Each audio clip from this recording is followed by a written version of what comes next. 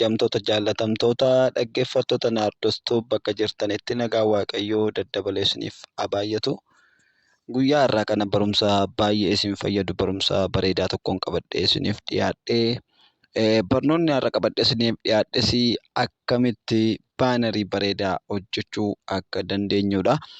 Yeroo baay'ee mana maxxansaatti baanariin kan hojjetamu. Appilikeeshinii fayyadamnee akkamitti hojjechuu akka dandeenyu kan waliin ilaallu ta'a. Egaa kana hojjechuudhaaf hamma xumuraatti isteeppii koo yoo hordoftanii sirriitti argachuu ni dandeessu. Yeroo jalqabaatiif gara chaanaalii kootii kan dhuftan naardostuu sabiskiraayib godhaa. Achumaan laayik gochuu hin dagatinaa. Naardostuubeen sabiskiraayib gaafa gootanii mallattoo bilbilaa kan fakkaattu fuuldura jirtu al tuquudhaan mallattoo bilbilaa kan fakkaattu fuulduratti mul'isu hin dagatinaan isiniin jedha.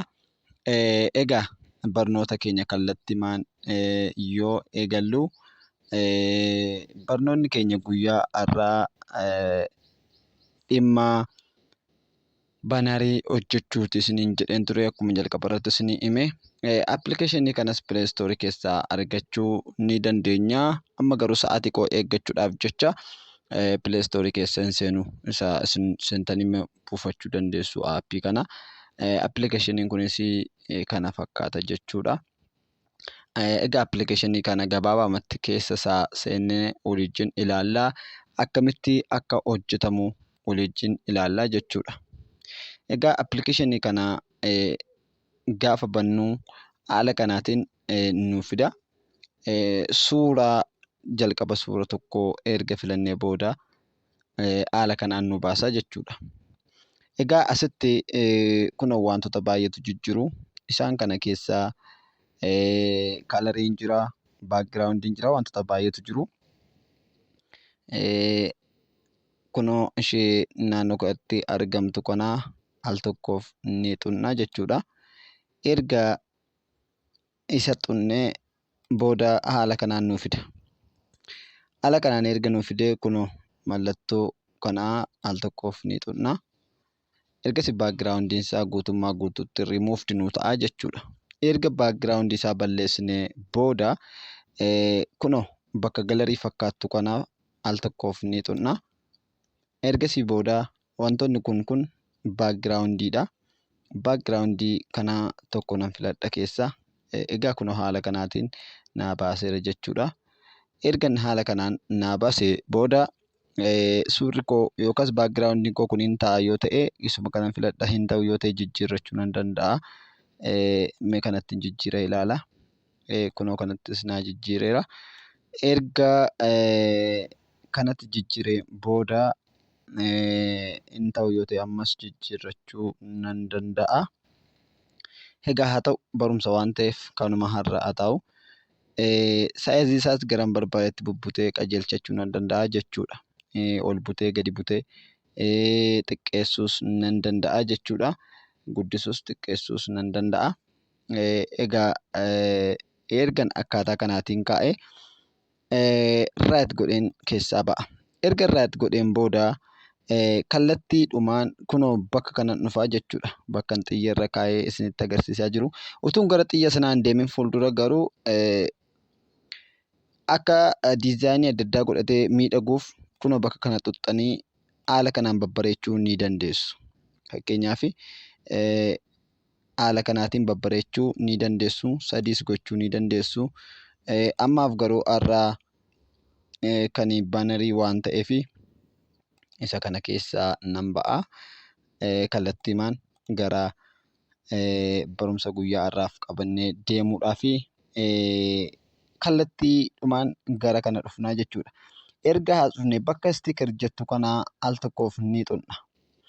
Erga bakka kana xunnee booda naannoo kana kunoo maqasii kan fakkaattu jirti. Bakka maqasii fakkaattu kanaaf al tokkoof ni xunna. Ergasii booda wantoota baay'ee hojjechaa waan tureef kunoo as diizaayinoota baay'eetu jiru. Egaa kunoo bakka pilaasii kanaa ni xunna. Ergasiin booda Akkuma asitti agartan kunoo mallattoon tiiktookii jira, teelegiraamiin jira, waasaappiin jira, yuutuubiin jira, feesbuukiin jira. Kana fuunee itti galchuu ni dandeenya jechuudha. Mee fakkeenyaaf jalqaba irratti waasaappii fudhadheera. Erga waasaappii fudhadhee kunoo haala kanaatiin naa fida. Waasaappii kana garaasaa gidduudhaa mallattoo waasaappii qofaa fudhachuu waanan barbaaduu fi naannoo biroosh jettu kanan irraan al tokkoof tuqa. Ergan birooshii kana tuqee kunoo naannoo kana akkaataa kanaatiin irraa baballeessaa jechuudha. Akkuma argaa jirtan kana kunoo haala kanaatiin irraa baballeessaa. Kunoo akkas ergan godhee booda kunoo raayit kan jettu naannoo kana jirti. Ishee al tokkoof nan tuqa. Ergasii booda kana saayizii isaa walittiin butadhaa jechuudha. Saayizii isaa erga walitti butee booda haala kanaatiin jechuudha. Ergan baay'ee xiqqeesseen booda bakka tokkoon kaawwadhaa jechuudha. Kunoo fakkeenyaaf naannoo kanan kaawwadhaa. Ergasiin booda ammas raayit jedheen keessaa ba'a. Ammas istiikarii koo keessa nan deema. Ergasii bakka kana nan tuqaa. Haalumaan amma isinitti hime kanaatiin fudhattu jechuudha. Tiiktookii illee kanan duraan achi as fide kunoo as waan jiruufi isallee haala kanaatiin xiqqeeffadhee fidadhee nan kaawwadhaa jechuudha. Naannoo kana kaawwachuu nan danda'a. Ergasii booda raayit godheen keessaa ba'a. Ammas bakka maqasii kana tuqee al tokkoof ergasii nan fudhadhaa.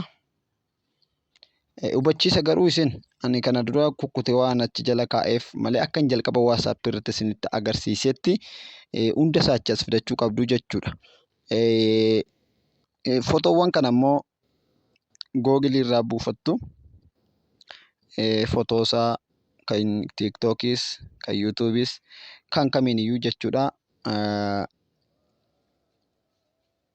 Achirraa buufattaniitu ergasii haala kanaatiin qindeeffachuu dandeessu jechuudha. Erga akkas gootanii booda haala kanaatiin dardarachuu ni dandeessu jechuudha. Amma diizaayinii isaa bareechee hin hojjenne maaliif isinitti agarsiisaa waanan jiruuf jechuudha. Egaa haaluma kanaatiin kan yuutuubii illee fidachuu ni dandeessu. Wanta hunduma isaa gochuu ni dandeessu jechuudha as jalatti. Ergasii booda naannoo kanatti barreeffama isaaf barbaachisu fakkeenyaaf kan yuutuubii yuutuub jettanii barreessitu soorii. Amma fakkeenyaaf kun yuutuubii waan ta'eef kan yuutuubiidha.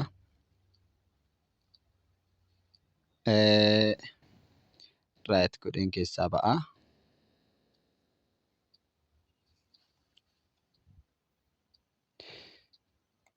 Okay, sorry. Akkasuma kan tiiktook illee asitti tiiktook jedheen barreessaa.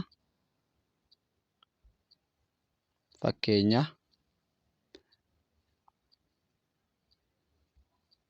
kan tiiktookii kunoo naannoo kana waan ta'eef kunoo haala kanaan qindeeffachuu nan danda'a jechuudha.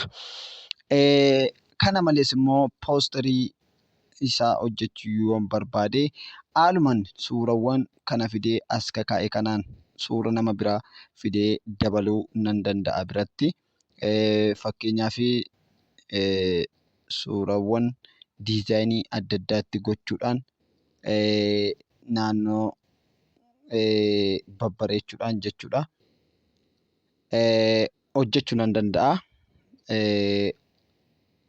Akkumanii fotoo kan waasaappii, kan teelegiraamii akkaataa ammaa kanaan fidee as goggochaa ture kanaani salphaatti poosterii isaallee hojjechuun inni danda'ama jechuudha. Appilikeeshinii kanaatiin baay'ee itti gammaddu, itti fayyadamaa isiniin jedha. Kunoo haala kanaatiin jechuudha. Baay'ee salphaadha.